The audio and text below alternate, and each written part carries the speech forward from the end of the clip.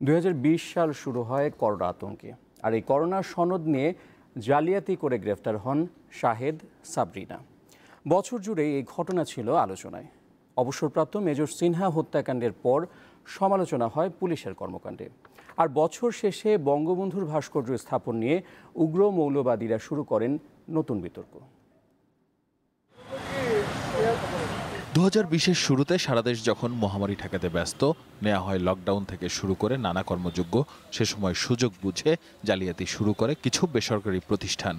ভুয়া corona report দেওয়ার অভিযোগে 7 জুলাই রিজেন্ট হাসপাতাল উত্তরা ও মিরপুর শাখা বন্ধ করে দেয় র্যাবের মোবাইল কোর্ট। 15 জুলাই পালিয়ে যাওয়ার পথে গ্রেপ্তার হন শাহেদ। রিপোর্ট জালিয়াতির অভিযোগে গ্রেপ্তার হন ডাক্তার সাবরিনা ও তার স্বামী আরিফুল হক চৌধুরী।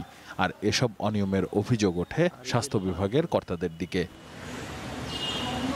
29 জুলাই টেকনাফে পুলিশের গুলিতে নিহত হন অবসরপ্রাপ্ত মেজর সিনহা। শুরুতে ওসি প্রদীপ ঘটনা ধামাচাপা দেওয়ার চেষ্টা করলেও উল্টো মামলার আসামি হন তিনি সহ 15 জন।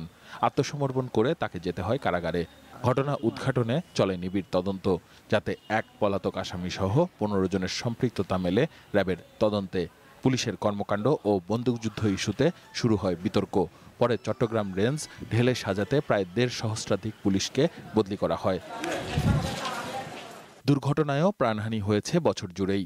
29 জুলাই রাজধানীর শ্যামবাজারে বুড়িগঙ্গায় লঞ্চডুবিতে নিহত হয় অন্তত 34 জন। পরে 5 আগস্ট নেত্রকোনার মদনে হাওরে নৌকা ডুবে 17 পর্যটকের মৃত্যু হয়। 2 সেপ্টেম্বর রাতে দিনাজপুরের ঘোড়াঘাটের ইউনো এর সরকারি বাসভবনে ঢুকে তার উপর হামলার ঘটনা ঘটে। উন্নত চিকিৎসার জন্য তাকে নিয়ে আসা হয় ঢাকায়। এ ঘটনায় প্রশাসনের কর্মকর্তাদের নিরাপত্তা নিয়ে প্রশ্ন ওঠে। 4 অক্টোবর নোয়াখালীতে এক গৃহবধূকে মধ্যযুগীয় কায়দায় নির্যাতনের 32 দিন আগে ধারণকৃত ভিডিও সামাজিক যোগাযোগ মাধ্যমে ছড়িয়ে পড়ে।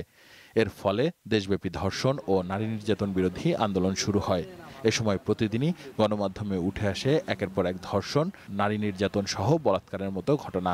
নড়েচড়ে বসেন আইন প্রণেতারাও। 13 অক্টোবর ধর্ষণের সর্বোচ্চ শাস্তি মৃত্যুদণ্ড করে নারী ও শিশু নির্যাতন দমন অধ্যাদেশ জারি করা হয়।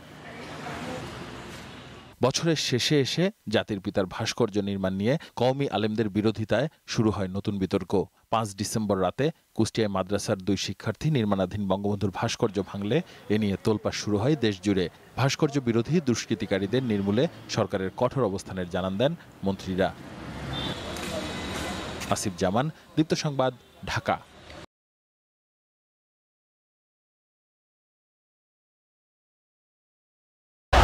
দীপ্ত সংবাদ সকাল 10টা, দুপুর 12টা, বিকাল 3টা, সন্ধ্যা 6টা 50 মিনিট এবং রাত 10টা 30 মিনিটে।